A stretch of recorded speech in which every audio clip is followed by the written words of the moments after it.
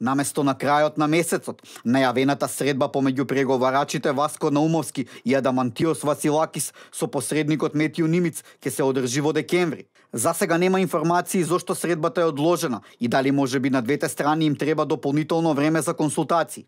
Грчките медиумите во Атина денеска објавуваат дека на средбата со преговарачите посредникот ќе излезе со конкретен предлог за решавање на билатералниот спор. Како старо нови предлози што Нимиц ќе ги извади на маса се споменуваат Горна и Северна Македонија. Ваквите најави на посредникот одговараат и на изјавата на премиерот Зоран Заев, дадена во Црна Гора, дека се бара ново име на државата и дека во преговорите со грчките власти ќе се договорат и останатите прашања. Во последно време зачестија средбите помеѓу македонските и грчките власти.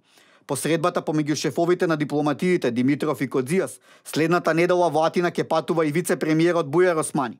Во меѓувреме, додека зрееше ставот на Никола Димитров и Министерството за надворешни работи од тоа дека е договорена комисија за ревизија на учебници било спин, до тоа дека Македонија е подготвена да разгледа предлог за формирање комитет за ревизија на учебниците, доколку е на паритетна основа, од кабинетот на Никос Кодзијас уште еднаш ја потврдија информацијата за ТВ Нова со очекување на резултати во февруари до година. Заедничката комисија треба да започне со работа во ноември, а резултати треба да се очекуваат за 4 месеци, се наведува во одговорот од грчкото МНР на прашањето има ли напредок во однос на заедничката комисија најавена од министерот Кодзијас во интервју за националната РТ. Медиумите во Грција наведуваат дека Атина очекува по победата на партијата на премиерот Зоран Заев на локалните избори и стабилизација на неговата влада, Македонија да продолжи со активностите на добра волја со кои ќе покаже дека го напушта и редентизмот.